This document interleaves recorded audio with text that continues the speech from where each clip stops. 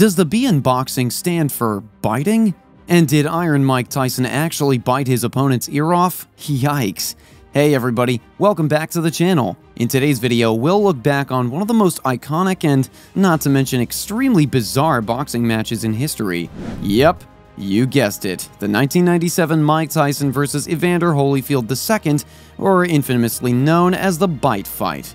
So I guess that answers our question earlier. Did Mike Tyson actually bite his opponent's ear off? Yes, Mike Tyson indeed bit Evander Holyfield's ear twice. Want to know more about the fight that busted records, left one of the biggest professional heavyweight boxers with missing parts of his ear and the other in the midst of a mental decline that would destroy his own career?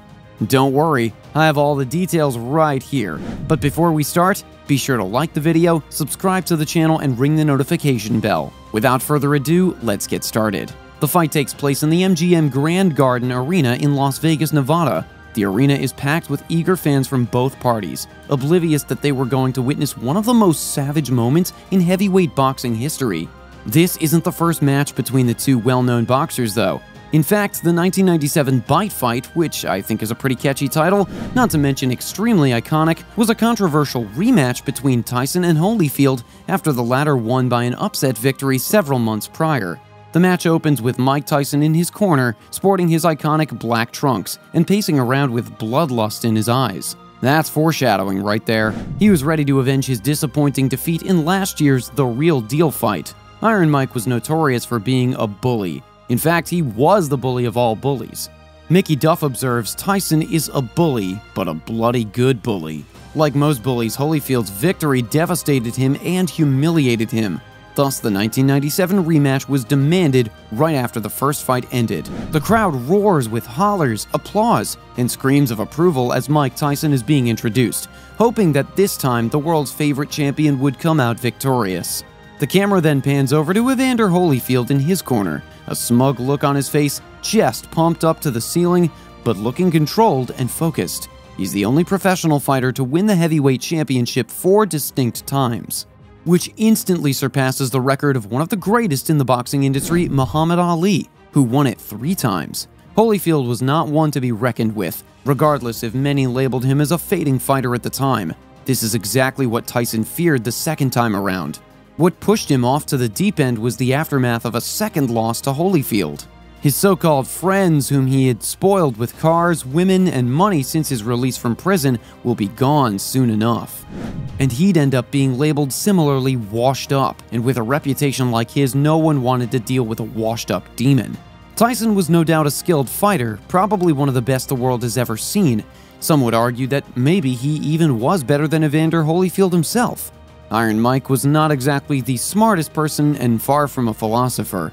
But that's why Holyfield won the first match against Tyson, because not only was he a great boxer, but his fearlessness and determined attitude taunted Tyson's belligerent demeanor, conquered the emotional turmoil boiling inside Tyson all his life. And you could tell all of this as the first round began. The fight picks up right where its predecessor left off, with Holyfield bullying the bully, derailing Iron Mike's pent-up frustration and aggression, directing the action inside and even sustaining injuries to Tyson with 2 hard hooks to the face right before the round finishes. Round 2 begins, and you can clearly see the cut above Iron Mike's right eye. As the fight goes on, and so does Holyfield's relentless roughhousing tactics, the frustration starts to build in Tyson's eyes. You can almost immediately tell that his emotions were getting the best of him. When later in the round, Mike twisted Evander's arm after the latter pushed the former champion backward in a clinch. What happened next shocked not only the crowd, but Tyson himself, when Holyfield shoved him off and conveyed no regard for Tyson's blatant foul. When the bell rang and the round ended, Tyson's body language started to grow alarmingly different. By the third round, Tyson stormed into the ring with fury and vengeance, landing volatile and deadly left hooks and right hands, determined to destroy Holyfield. But Holyfield was still standing. Tyson looked hopeless and almost desperate in the ring, as it dawned on him that he was not going to come out victorious in this fight. What happens next has to be one of the most violent and almost disturbing acts in professional boxing history. As the two were huddled in a clinch, Holyfield pulled back in agony, his glove to his ear as he jumped up and down in absolute pain. The bite symbolized the downward spiral of Tyson's mental health and the instability of his emotions. Mill Lanes consulted with the ringside doctor and the state athletic commissioner before figuring out his next move. In a bizarre call, Lanes allowed the fight to go on, but gave Tyson a 2-point deduction. But this doesn't stop Mike from digging his teeth into Holyfield's right ear again. This second bite finally disqualified Tyson from the match and declared Holyfield victorious. You can clearly see the blinding anger oozing off of Mike Tyson in this clip. Just angry and frustrated with absolutely no control or regard for anything at that point. In an interview with Jim Gray on Fox News in 2020, Tyson recalls the moment he bit Holyfield's ear and discloses that I wanted to kill him. I was really mad about my head being bumped and everything. And I really lost consciousness of the whole fight. Indeed, Tyson went in for the kill and bit one of the most iconic heavyweight champions' ears off.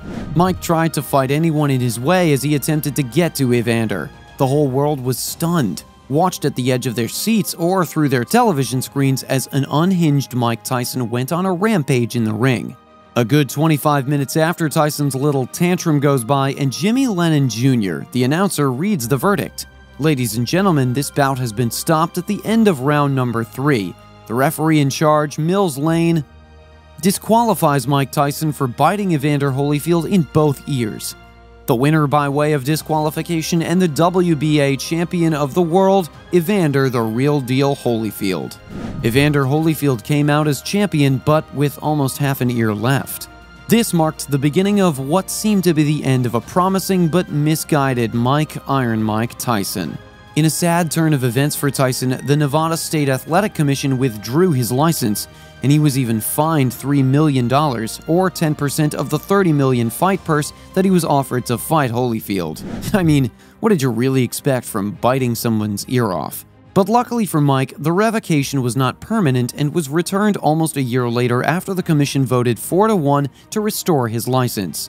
Personally, I was kind of expecting maybe a few more years before restoring the license of someone who bit their opponent's ear twice. Tyson's come out in multiple interviews saying that the ear-biting moment was in retaliation to Holyfield's headbutts, yet the public was not having it. This forever stained Tyson's career. The fans saw him as manic, someone who had no control over their demons, and just outright one of the worst of them all. Poor Mike. After almost a decade-long feud, the two heavyweight champions went on the Oprah Winfrey Show in 2009, where Tyson publicly apologized for the incident that took place years ago, to which Holyfield so kindly forgave him.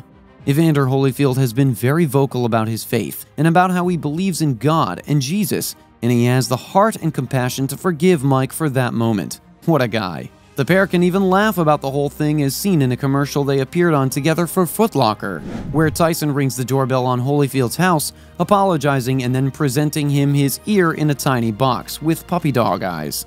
That'll go down on my list as one of the greatest ads I've ever seen. All jokes aside though, kudos to the two legends for having compassion, forgiveness, and humility about the entire thing. In all honesty, the whole fight will always be one of the most iconic moments in boxing history. Although it was inherently doomed from the start and someone lost an ear and the other may have ruined their own career, you can definitely see the silver linings of that fight today. You may ask, what in the world was Tyson thinking? But then again, this is Iron Mike Tyson after all. He's notorious not only for his boxing but his scandals, and I'm pretty sure that he wasn't thinking at all. Just fueled by rage, frustration, and desperation. Mike Tyson finally broke down the facade. Iron Mike finally broke down, the facade now muddled with his true self, just an angry, misguided man. After suffering so much pain and tragedy, his true weapon was the hatred inside of him. That's what made Mike Tyson who he was. But as the decades fly by, we've witnessed just how drastically different Iron Mike is now. From poking fun at himself in movies like The Hangover, making vines, to an animated television series called Mike Tyson Mysteries. Mike Tyson has come a long way. Holyfield, on the other hand, embodies what an athlete should be: skilled, focused, and most importantly, good-willed. Personally, I don't know how I could ever forgive someone who bit my ear off. But to each their own.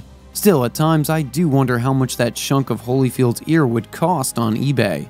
But what are your thoughts on the fight, guys? Do you think it was as iconic as everybody makes it out to be? Or was it just outright brutal? Or maybe this is true boxing at its finest? Let me know in the comments. And of course, be sure to like the video and subscribe to the channel so you don't miss more boxing content like this. Until next time.